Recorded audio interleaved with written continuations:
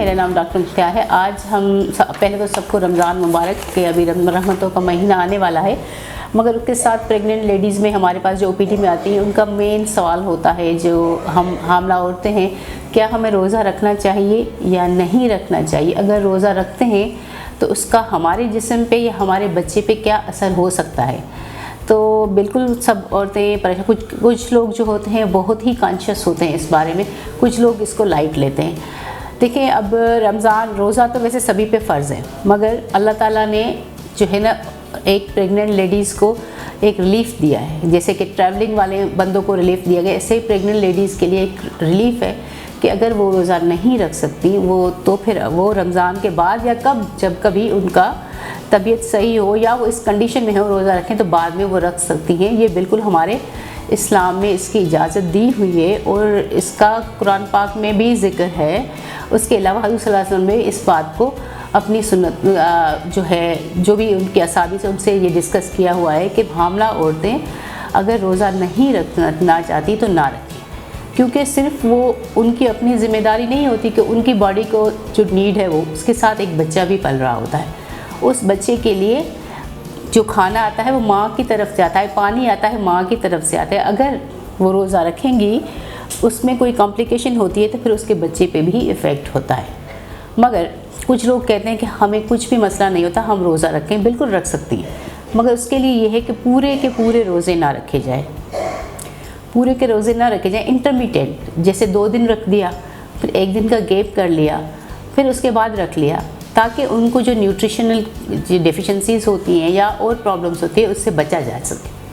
और दूसरी बात, हमारी जो औरतें हैं ख़ास करके 90%, 10% को तो मैं बात नहीं करती क्योंकि वो वेल ऑफ फैमिली से, उसको अपनी सेहत का ख्याल होता है, वो अपने खाने पीने का ख्याल रखती हैं प्रेगनेंसी से पहले भी और प्रेग्नेंट होने के बाद भी। मगर हमारी जो 90% औरतें हैं वो अपनी सेहत का ख्याल नहीं रखती।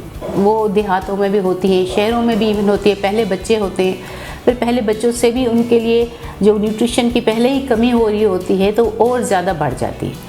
अब हम अगर इसको डिवाइड करें, प्रेगनेंसी में 9 महीने होते हैं, अब पहले जो 3 महीने होते हैं उसमें रोज़ा मोस्ट प्रोबली हम कहते हैं कि ना रखा जाए तो बेहतर है। उसकी वजह यह है कि पहले 3 महीनों में उल्टियाँ बहुत ज़्यादा होती हैं। ऑलरेडी उस प्रेग्नेंट लेडी को उल्टियाँ हो रही हैं, बच्चा बन रहा है, तो वो पहले ही इलेक्ट्रोलाइट इम्बैलेंस के दौर से गुज़र रही है। अगर वो 12 से 14 घंटे की फास्टिंग करेगी तो उसके लिए डिहाइड्रेशन हो जाएगी, इलेक्ट्रोलाइट इम्बैलेंस हो जाएगा, फिर वोमिटिंग का चक्कर। और अगर वो रोज़ा खोल के खाती है फिर वोमिटिंग होती है तो उसके लिए डेफिनेटली न्यूट्रिशनल डेफिशिएंसीज़ हो सकती हैं। वो डिहाइड्रेशन की तरफ जाएगी, वो फेंट हो सकती है, उसको हाइपोग्लाइसीमिया जैसे कहते हैं शुगर का कम हो जाना वो हो सकता है।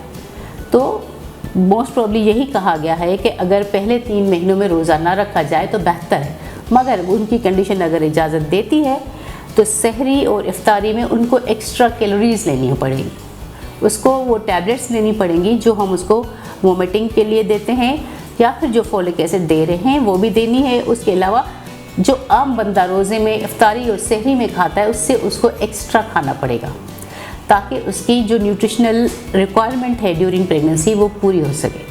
अब जो सेकंड ट्राइमेस्टर आता है, जैसे 14 हफ्ते से 28 हफ्ते तक, ये थोड़ा सा बेहतर होता है क्योंकि बच्चा भी बन चुका होता है, इस कंडीशन में होता है, वोमिटिंग सबसाइड हो जाती है और इशू थोड़े से कम होते हैं। तो उसमें अगर वो रखती है भी एहतियात करे कि पूरे एक साथ 10 दिन 12 दिन ना रखे, बीच बीच में 1-2 रोज़े छोड़ दे और अपनी जो पानी का इस्तेमाल ज़्यादा करे, खाने में अपनी वो चीज़ें खाए, समोसे पकौड़ों को तरफ ज़ोर ना लगाए, चावलों की तरफ ज़ोर ना लगाए, फ्रूट्स की तरफ खाए, और मछली, गोश्त, अंडा, वो चीज़ें जिससे उसके बच्चे की ग्रोथ अच्छी होती है। फिर आ जाता है हमारा तीसरा महीना, जो थर्ड ट्राइमेस्टर जिसको हम बोलते हैं, लास्ट वाले 3 मंथ। उसमें क्या होता है कि अगर पानी की कमी हो जाती है, उसमें बच्चे जो है ना मेनली वेट गेन कर रहा होता है। उन 3 महीनों में बच्चे का वज़न बढ़ रहा होता है, पहले वो बन रहा था फिर वो स्टैटिक होके चला, उसके बाद अब वो वेट गेन कर रहा है।